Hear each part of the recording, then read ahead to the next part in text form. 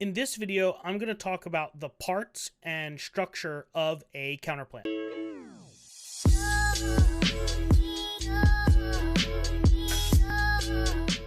So let's talk about the parts of a counterplan. So much like a disad has uniqueness and link and internal link, etc., a counterplan has some specific parts too, except it's not quite as uniform. So a counterplan normally starts almost always with a text. The text is going to be much like the resolution. It's going to be the statement that the counterplan affirms via their change of the status quo. So, let's say the topic was in the last video, Scott should buy a car. The plan was Scott should buy a Tesla. My text of the counterplan would be whatever I'm advocating. So Scott should buy a used car.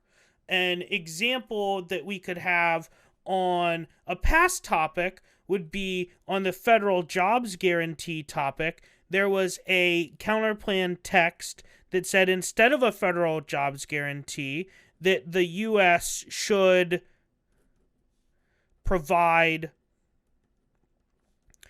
a universal basic income. So that would be the text. It is the statement that you are defending in the debate with the counterplan.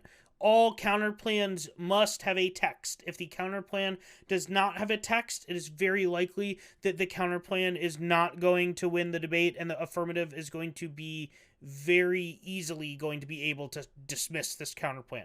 So the first part is the text. This text is the statement that they affirm. The second part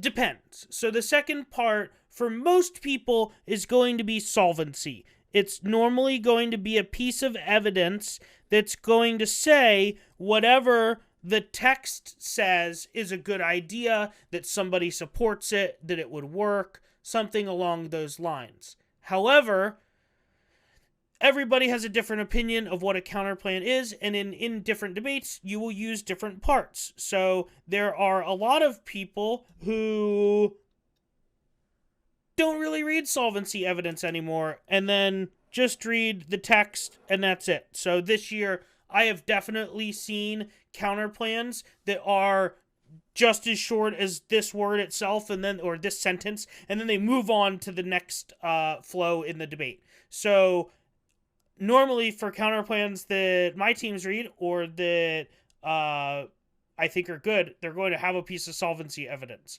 So normally these are the two basic components that your counterplan within the counterplan is going to need. Now, the third part is going to be competition. So this is less important nowadays because it comes out later in the debate, and it's not something that a lot of people think need to be said in the first speech in the debate. But this is going to say how the counterplan is different than the affirmative and why it is strategically better than the affirmative in the debate. Sometimes they'll talk about the net benefit here, right? They'll say the counterplan is strategic in the debate because it avoids a net benefit. Now, here's where it gets a little bit more complicated. There is an argument that we'll get to on the AF side called a permutation. So a permutation is a basic test of competition to say, can we potentially do the counterplan and the affirmative at the same exact time? In order to counteract this, a lot of teams will read a competition component to the counterplan in the NC that says any permutation, any inclusion of the AF would be bad because it links to this net benefit, or it wouldn't include part of the affirmative, which would be bad. And we're going to get to that in the next video. That's called a permutation, but these are just the basic components to what a counterplan is going to look like when you encounter it. So the most basic counterplan that most people are reading on our topic for laws is the regulation counterplan that says states ought to regulate lethal autonomous weapons, that tests the word ban in the resolution. So that would, text would be that exact thing. The solvency would say a regulation would work. A regulation stops escalation, it stops miscalc, it solves arms races, all sorts of things like that.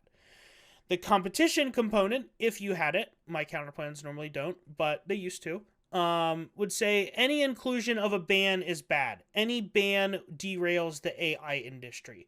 Something like that. So this is the basic structure for how a counterplan should look when you encounter it in a debate. Again, it can take some different formats, but this is the basic structure. The key thing to note is the actual net benefit disadvantage is normally separate.